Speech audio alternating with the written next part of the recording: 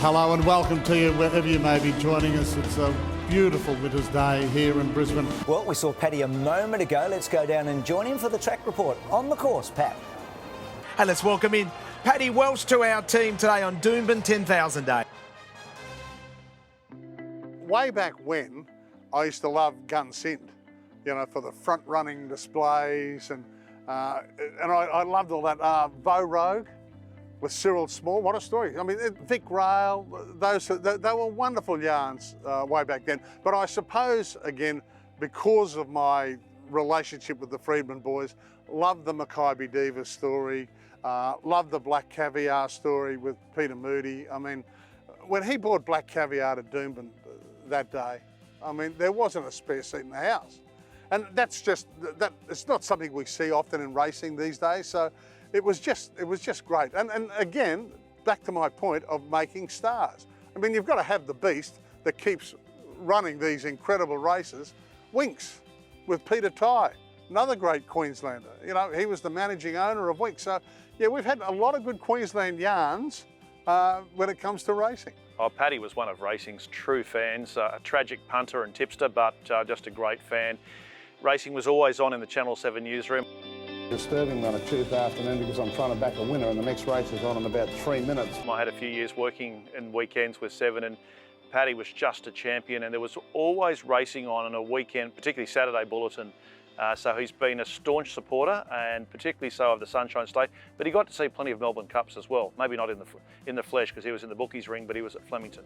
Paddy, what have you got for us in the JB coming?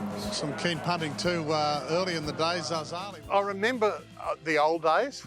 I had an old uncle who worked for the bookmakers down in front of the ledger, and I used to come along, you know, when I first started at Seven, 47 years ago, 48 years ago now.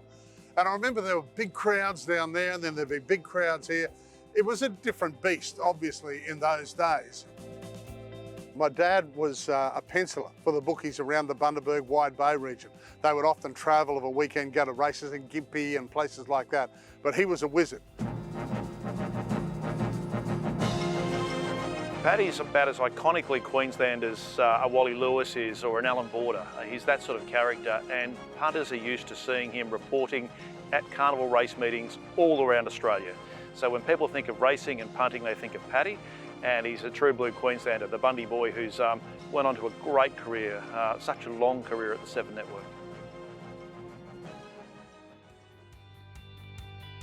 But I still, if I get a chance, I love to come to the track. I love to get that buzz, that feel, the horses, etc. So yes, I mean, as much as I love the colour and the spectacle and the betting and all that sort of thing, and I'm involved in all of it, don't worry, I've been punting since I was allowed to, legally. But I love the people involved with the racing game as well. I just find them so honest and open and wonderful storytellers. And let's face it, I've been in the business for close on half a century of telling stories. And the racing crowd have a great story to tell. The yarns are there to find, and if you go out and track down a good story, it's all yours, you know, if you know what I mean. Whereas that side of it hasn't changed with racing.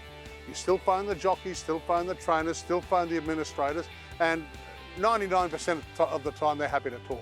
Wow, Paddy's legacy, well, it's not his tipping, it may not be his punting, but it's certainly some of his amazing interviews in the heart of the action straight after big events when he's capturing that raw emotion. There's plenty of them right through from Games days to Stradbroke days to Melbourne Cup days. That Paddy finishing line interview is probably what he'll be most remembered for, as well as the whispering on the golf fairways, but from a racing perspective, all of that adrenaline. Well, I'm relieved it's a Saturday because I've been reliably informed by those in the know that you don't have maidens run on a Saturday, so it won't be the Pat Welsh maiden. Yeah, look, I'm wrapped. And it's such a big day for Queensland racing.